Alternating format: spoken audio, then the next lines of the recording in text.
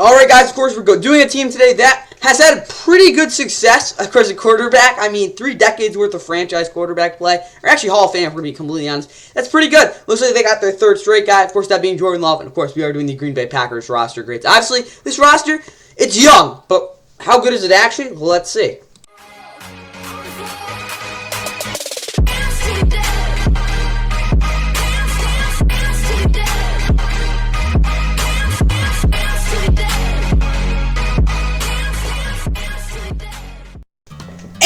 With that, what is going on, guys? Welcome back to the NFL. Of course, please like and subscribe. Hope you guys enjoy the Green Bay Packers 2024 roster grades. Of course, this is a team coming off a season where they won nine games. Yeah, there you go. Obviously, they had a pretty rough patch when it comes to like the middle, kind of, I guess. Where of course they were 6-8, but they won their final 3 games, and including a massive upset against the Cowboys in the wild card, and they absolutely spanked them. That was awesome to watch. Before Jordan Love, kind of like being stupid. I mean, it's a rookie type of mistake thrown across the body, and Dre Greenlaw ended the Packers season on that play. Either way, though, yeah, the Packers were lucky to win the playoffs. I make the playoffs last year, in my opinion. Again, they really came on those last 4 games, those last 4 wins of the season, but yeah, it wasn't, again, a smooth ride at all. Obviously, through 9 games, or like, they were 3-6. Jordan Love was pretty darn bad. So it was just it was not good. But then Jordan Love obviously that stretch where they had 21 touchdowns, 1 interceptions, and yeah, the Packers they did pretty well. Either way though, again we always start out with quarterback, so I mean I guess we're just gonna get into it. I kind of already described how Jordan's season went, but he had 32 touchdowns to 11 interceptions, over 4,100 yards. But when it comes down to it for Jordan, again he had a lot of the same traits we saw from Aaron Rodgers again. When he was with the Packers and he thrown off his back foot, stuff like that. Very smooth release. Again, he has a cannon for an arm, one of the best arms in the entire NFL. The accuracy, the consistency when it comes to, again, decision-making wasn't great, but his processing ability really improved throughout the season. I really like to see that. I'm going to be interested to see if he can really put it all together next year and have a really, truly good, consistent all the way through the season. Because, again, if he can be able to do that, I really think he could have a massive year. Again, he had a really good year last year overall, though. Sean Clifford. Again, they picked him in the 5th round, and he really was just so frustrating at Penn State because he did have the goods to win games at times, but like when it comes down to it, guys, like Sean Clifford, just he's not very talented. So again, there's better backups, there's worse backups. Obviously, Michael Pratt, he was probably like if you get take out of Spencer Rattler, probably like that guy after him in the draft, and he was taken late in the 7th round. I was surprised he didn't get picked higher because he actually has some pretty good what is it called, intangibles there. Obviously, he doesn't. Again, he was playing for freaking Tulane, so it's not the greatest obviously competition there, but I do like the way he goes through his reads. Yeah, it's not the most NFL-friendly offense. His arm motion is extremely weird, but that's for him. And obviously, yeah, he's got a pretty decent arm. But, I mean, again, they have pretty decent depth there at quarterback. When it comes down to it, though, I'm going to probably give Jordan Love a B+. You could argue it's a little higher. You could argue it's a little lower. But in my opinion, again, I think he's a big-time quarterback in this league. Yeah, is he elite? Probably not, but he's still really freaking good, so I'm going to give them 45 points. They actually, I think, have their franchise quarterback. We'll see if he can really turn it up next year. But that's all I got for Jordan Love. Now let's get to this running back position, which, again, has a really big new addition. All right, looking at running back for the Packers, of course, they just basically did like a swap here. Of course, signing Josh Jacobs. I forgot what his contract was. Let's see the news. How much was it? Jesus, bro, Love. There we go. I don't know what all this is. I'm just going to go to, like, this. I forgot what his contract was. Let's see. Contract. There we go. Okay, he's getting 4 years, $48 million, and how much guaranteed? 12 and a half. So basically, actually, Josh Jacobs, he got a pretty hefty workload there with the what is called Raiders. Of course, over the 5 years he did play for them.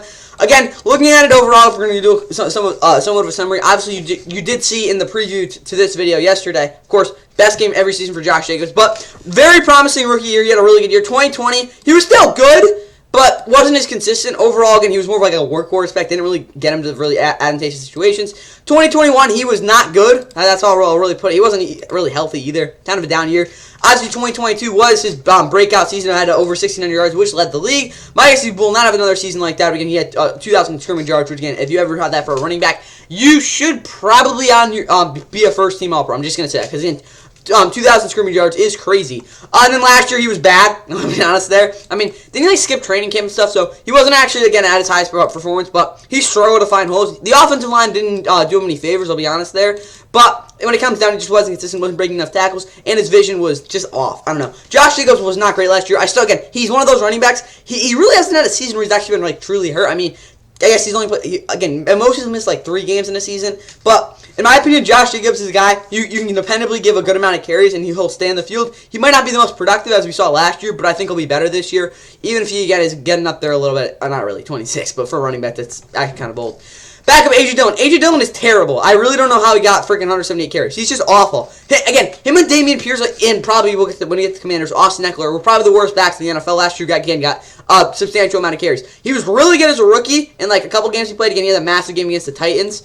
And of course, that like Christmas type of game. 2021, he was a little better, I guess. I mean, he got more touches. And then, last year, 2022, he wasn't very impressive. Then last year's terrible. So, yeah, he actually has a pretty dependable hands. I'll give him that. But for A.J. Dillon, he's not a good backup. Marshawn Lynch, obviously the guy out of USC. I don't know what the big hype about him is. I just don't see the explosion. But again, he's actually pretty good when it comes to finding holes. And again, if they can penetrate for him, I think he'll be a productive guy. And then Emmanuel Wilson, I swear, didn't he score a touchdown in preseason? It was like an 80-something yard. That's really all I remember from him, though. Packers running back room, I'll probably give a B. Again, A.J. Dillon isn't good, but I mean, there's worse backups, I guess, in the league. Josh Jacobs, again, is a dependable starter. I do think Marshawn Lynch will be a good player here. So, pretty decent depth here. Again, I don't think Josh Jacobs, he's arguably top 10, but I just don't see it there, honestly. And again, the depth just isn't great, so I'm going to give them 9. If they start Aaron Jones, it would probably be an 8 tier. So, 9, 18, and 24. And if you think it's a B+, good thing. Okay, now let's look at the wide receivers.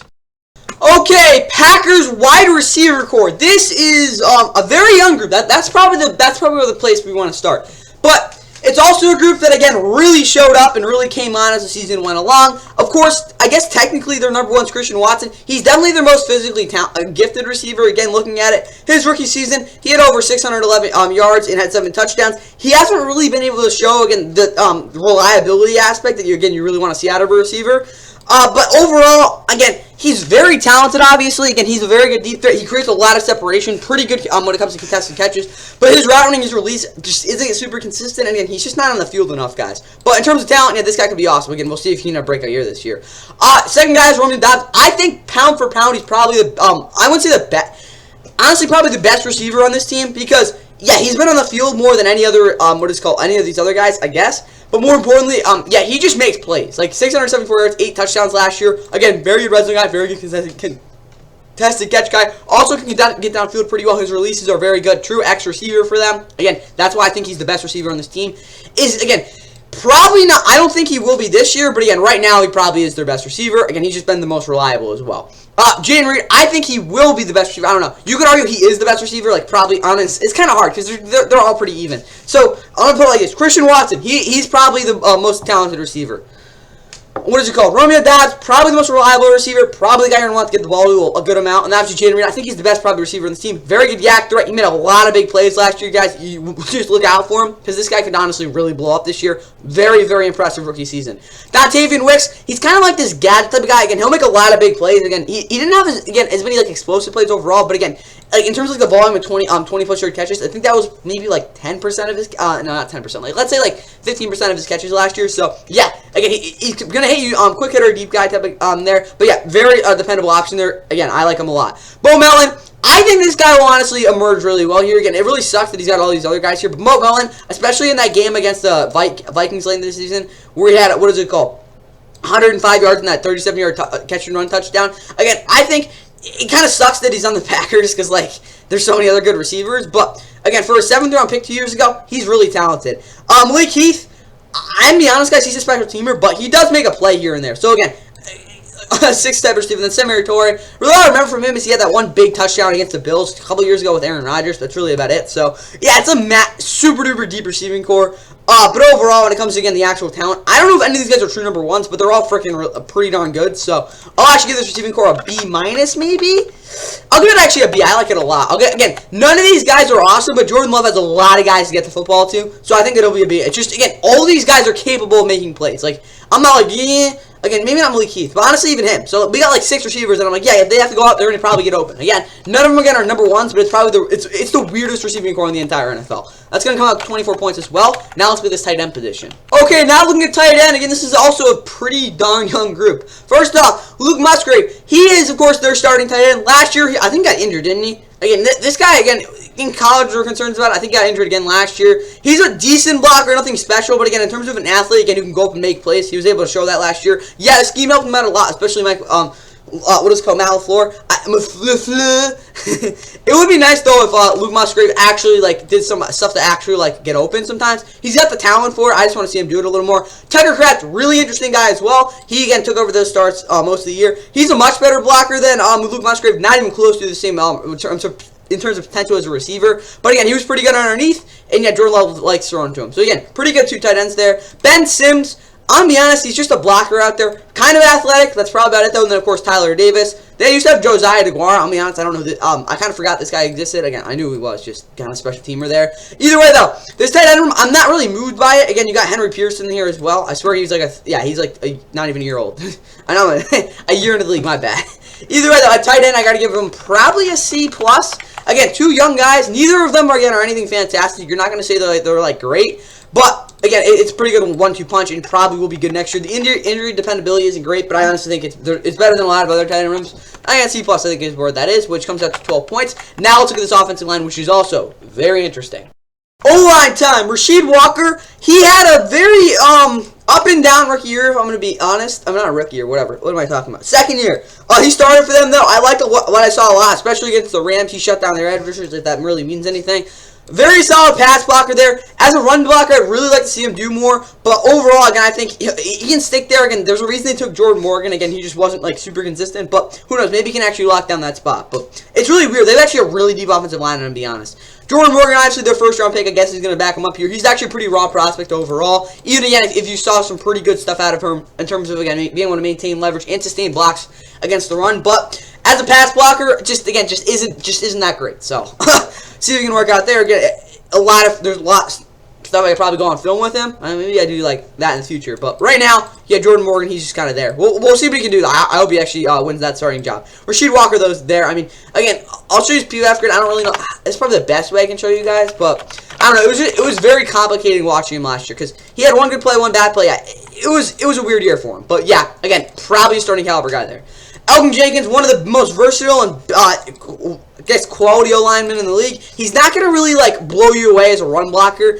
Again, he's able to sustain run blocks, penetrate a little bit. As a pass blocker, though, that's really where again he's pretty valuable. Again, across the whole line. Again, even at center at times, he's been able to do well. Again, really the reason he's so versatile is because again, against speed rushers these athletic interior type of guys, he's able to sustain those blocks. He's not going to get burned. Again, if you have Rasheed Walker on the inside, he's going to get absolutely torched by a guy like Jonathan Allen. Elgin Jenkins won't give that up, and the fact that again he has just natural athleticism in terms of being just super strong dude to again anchor in and again stop these power type of guys, very valuable there. Elgin Jenkins is a very good player. Royce Newman, or he played 2 good games his whole career so far. Again, Aaron Rodgers just got absolutely dumped. Again, I think he played in the game against the Lions and the season a couple years ago. But yeah, Royce Newman again, he's not awful, but just hasn't shown me much yet. Josh Marin's very good center. Again, super talented. Again, at Ohio State, there were a couple questions about his maturity. That was silenced. And the reason they let John Runyon go, of course, to the Giants because they have Sean Ryan, who again is pretty good. Again, he's not the greatest guy in the world, but again, he's pretty big. He's a really good run blocker, but I like to see him be a little bit less inconsistent again when it comes to pass blocking. Jacob Monk, don't know who this dude is. I really do not. So again, 4th round pick out of Duke. I hope he's good. I watched Grant Barton. Oh, now I know who Jacob Monk is. Okay. We're good now. We're good. He's not bad, but yeah, he did a lot of combo blocks with Grant Barton there at Duke. So yeah, Riley Leonard, I heard doesn't like him because again, his footwork isn't great, but see if they can develop in there. And then of course we got Zach Tom, who is probably the best offensive lineman on this team last year. Obviously that's the Elgin Jenkins, who again also has health issues. Yeah, I guess. All right, he's trouble staying healthy. That's probably a better way to phrase it. But yeah, Zach Tom, awesome. I like him a lot there. Luke Tenuta. Okay, this guy's just kind of a random dude, but in the preseason he got absolutely dogged on a couple times. But I think who the heck was it?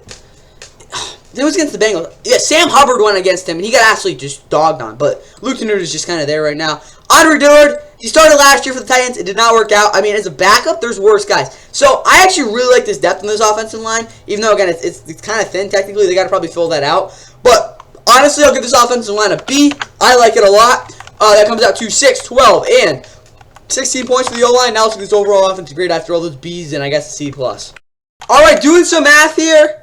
There we go. That comes out to 121 points. And we look at this range, again, this beautiful range I've, again, accumulated. And that puts them straight in the B tier. I think that's where they are. Again, they had 3 Bs on their offense. So, I mean, I'd be surprised if they're anything different. Overall, though, for this Packers offense, again, if Josh Jacobs is just able to stay on the field, I think this offense will be it'll be a lot more continuity, but more importantly, this offensive line will have a little bit more confidence. And again, I think it's actually a really talented group, and I'd be very interested to see how, again, this group responds to, again, how a guy like Josh Jacobs, who's a little bit more of a power type of back than Aaron Jones. Not saying that he's better than him. Wide receiver, again, these guys, they're just young, but I look at it overall. These are skill players. There's just so many different guys. They're all able to make plays, and I think that's huge for a guy like Jordan Love, who just needs to be able to get the ball to receivers. So, again, Matt LaFleur, again, I have adapted and said, yeah, I got to do what Jordan Love's good at, and that's about throwing the ball deep, but also getting these balls in tight windows, like challenge him in some ways as well. So, when it comes down to it, again, if they're able to keep growing this offense, like, again, we saw at the end of last year, this could be a really good year for the Packers offense. We'll see again overall. But, again, I think it's a talented group overall. Again, B tier, I guess you could say. Now, let's look at the linebackers. Looking at the Packers DC, I keep forgetting his damn name.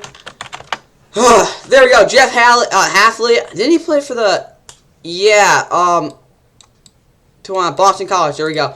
Boston College is so bad, but I'm going to be honest, their defense actually wasn't too awful. So, again, Jeff Hafley's their new DC. Again, they had a huge low point last year, obviously, in that Panthers game. We'll get to Jair Alexander, who was a big part in that. But, overall, let's look at this linebacking core first. Obviously, Quay Walker, he had a monster rookie year. There were bad parts. I mean, he gave up some... I mean, not a rookie year, my bad. 2022 is a rookie. I get that confused a lot. Either way, though, he took actually probably a big step. Obviously, that pick 6 in week 1. He misses tackles here and there. Not the most...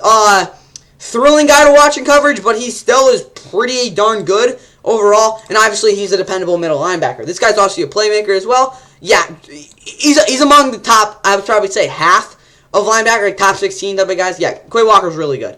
Edgerrin Cooper, Christian Young, I guess. Christian Young, we're just out of Arizona. He played a lot there, but yeah, again, he just isn't very talented, I guess. That's the best way I can put it, to be nice, I guess. But yeah, Christian Young, he didn't really show me too much there.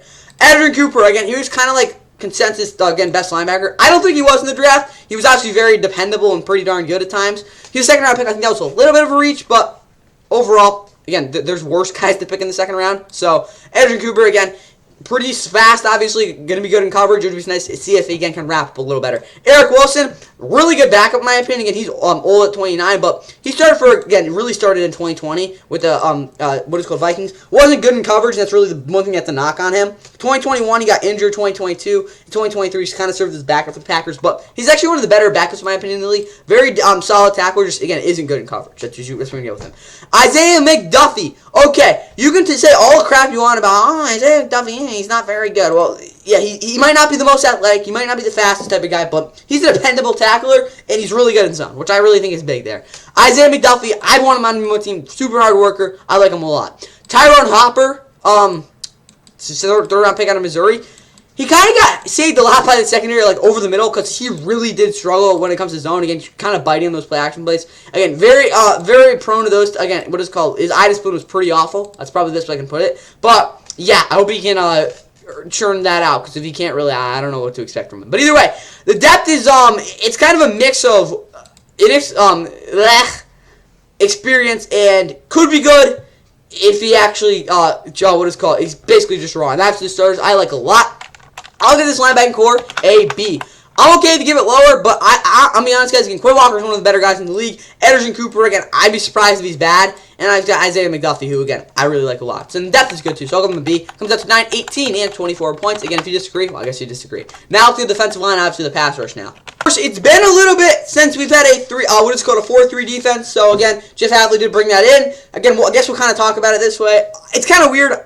Preston Smith and Rashawn Gary are both going to play on the edge anyway, so it's really not much of a difference. Lucas Van Ness is a little different, though. All right, either way, though, I guess we'll talk about the interior first. Devontae Wyatt, again, a rookie, really talented. He would have been picked a lot higher, in my opinion, if he just wasn't, like, kind of like a little bit of a demon at times, a little bit of a menace. As a rookie, though, didn't play a ton. Last year, played a lot, and he was awesome. Yeah. As a run defender, could stand to be a little bit more or less complacent. Again, he's not always, again, bringing us 100% there, but he's sheds blocks really well, has a really good swim move. Not really anything else than that, but it works every time, so I really can't complain. Really good amount of pressure. Honestly, him and Kalijah Kancey probably a similar type of guy there. Again, when it comes to, again, he was a lot better, though, had 5.5 sacks, obviously. Devontae Wyatt's really good. Not elite, but he's really good. And yeah, obviously could be a little more consistent, obviously. Kenny Clark, still one of the best, I guess, interior defensive linemen in the league. Again, he kind of had a down year in 2020. Not really a down year. He wasn't great in 2021. 2022, I just don't. He wasn't the same penetrator overall. Just didn't have the same effectiveness. He was still pretty good, obviously. Then last year, though, yeah, maybe not the same amount of, again, 7.5 sacks, again, was a career high. But, again, 2019 2020 were probably his best years overall. But yeah, he made a lot of plays for them. Again, Kenny Clark, yeah, he's 28 at this point, but yeah, he's still one of the best interior defensive linemen in the league, and also very underrated. Carl Brooks, he had 4 sacks. He's really freaking good. What is he called? At just blowing guys over. I mean, that's what you see at a Bowling Green. That's really all he does. And he's not very, what is called good when it comes to leverage, but yeah, he can penetrate really well and also get after the quarterback.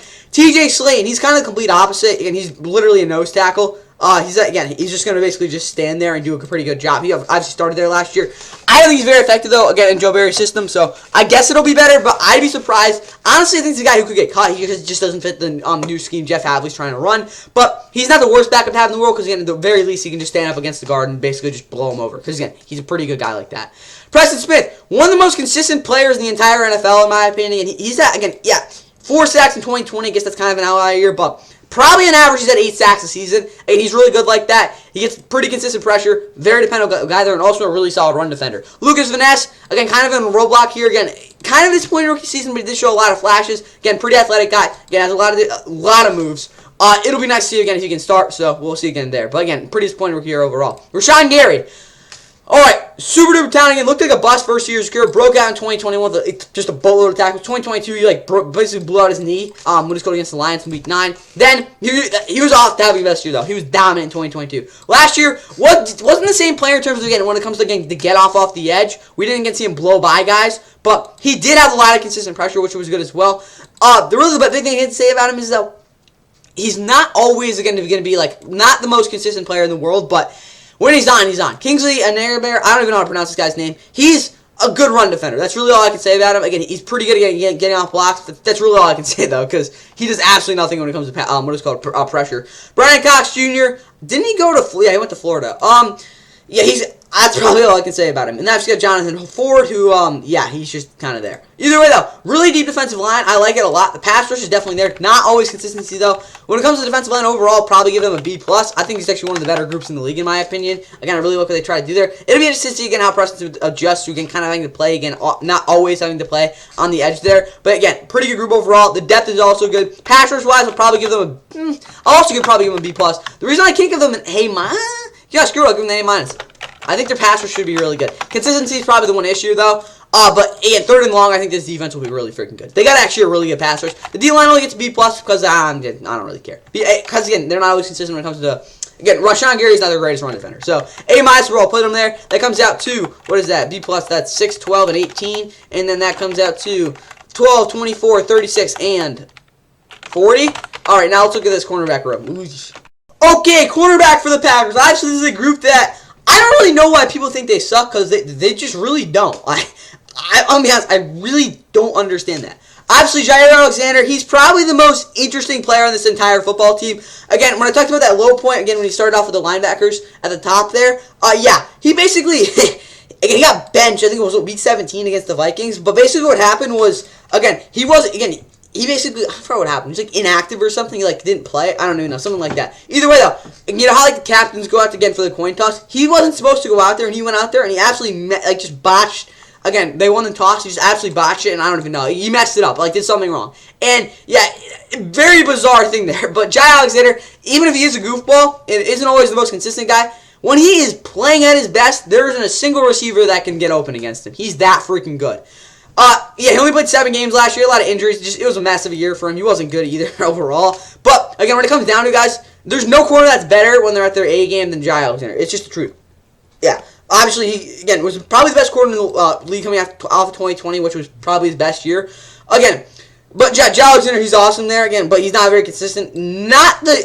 Honestly, if you're not 10 cornerbacks who are just elite, probably the last guy you're going to want to take overall. But when he's at his best, he's probably the best corner in the league. But he's obviously not the best overall. Eric Stokes, terrible. Just, I don't know what to say about him. He's the bust at this point. 16 games, again, not a good rookie year, but he showed good, dependable stuff. Got injured 2022, bad in those games. Last year, I don't even know if he was on the field when he played. Eric Stokes is the bust, guys. Maybe he'll be good this year. I highly doubt it. Corey Ballantyne, for a guy who just isn't, again, a true corner. Just kind of a bust with the Giants there, again, for a 6th round pick even, I guess. But last year, I really liked what I saw. I don't know why people are saying, he's not good. No, he can cover. Like, Carrington Valentin, I think he's probably a little more talented than him. Again, a little bit more natural at his position here. But, yeah, I'd be surprised if he doesn't get a good shot at starting this year. Because Carrington Valentin, honestly, I like the depth here. Yeah, Eric Stokes is great. But, again, even Corey Valentine and Carrington Valentin really aren't true number 2 boundary corners out there. They're at least going to give you something. Gamon Green out of Michigan. Yeah, he's there. Don't ask me anything else about him. Robert Rochelle, former Ram. He just didn't really ever get a chance, to be honest, there, so we'll see what he does there. I don't know what's up with this defense. It's a cornerback. I don't really know what the problem is. I'll give them a B-. And I'll probably C+, because Jair Alexander is really good, but Eric Stokes is just not good. Corey Valentine, Carrington, they did a good job last year, but the tackling is not there. None of these guys are really dependable after the catch. So I want to give him a B+, B- so badly, but I can't really do it. I gotta give him this 6. That's gonna be about 12 points. Now let's look at the safety position. Okay, safety for the Packers is a complete overhaul from what it was last year. And last year, if you didn't know, it was a complete atrocity. It was rough. I don't know what they were trying to do out there, but Javon Bullard, strong safety, that will be a disaster. I would be surprised if he succeeds in his rookie year. Here's why. Javon Bullard, unless he's in a cover spot like a slot corner position, which I'd be very surprised if he isn't, it's going to be rough because he's just not a box safe. There's no way around. He will get just blown out over. It'll be rough. But he's a very rangy cover guy. I like him a lot out of the draft, but he's not a good tackler whatsoever. He's just not great when it comes to, again, an open space, open field tackling either. But in terms of coverage, he'll make a lot of plays in ball, very active out there. And he also just won't give up too much separation. Javon Bullard, again, very rangy guy. It kind of sucks that he might have to play that position at times, but I don't think he will have to, so that'll be good. His backup, though, I guess in some ways, Evan Williams, another, and he was 4th round pick. Evan Williams is a beast. He'll just go over the field and just knock people's heads off. My guess is he actually will probably be their starting strong safety, but the issue with Evan Williams is he just is not that athletic or just talented, even though you watch him whoa, that guy's awesome. He also gets burned a lot. There's a lot of big time issues fundamentally that Evan Williams just, again, he probably won't be, some of the stuff he just won't be able to get better at. Some of it I think he will be able to, though. Again, I like him out of the draft, one of my favorite guys in the class, but yeah, he's got a lot to work on. I think he'll be definitely successful in the system. Jeff Hafley, going to the Packers, probably the best situation for him. Xavier McKinney, arguably the best, he's second best free safety. We just went to Jesse Bates, but he's probably the Giants' best player since he was drafted, again, in 2020. Really good pick for the Knights to get injured in that rookie season. 2022, he actually wasn't even that great. Last year, though, was absolutely phenomenal. Breakout season in a lot of ways. Didn't have a pick 6 like he did in 2021, but yeah. Xavier McKinney's freaking awesome. Again, elite safety out there. They got a true, again, they really haven't had a true free safety for a really long time. Maybe Hogland Dix, to be honest, out there. Anthony Johnson Jr., he actually played a good amount last year. Probably, there's a lot of good things. I don't think, Joe Brady put him in any good spots, really. He got burned a couple times. I don't think it was his fault either.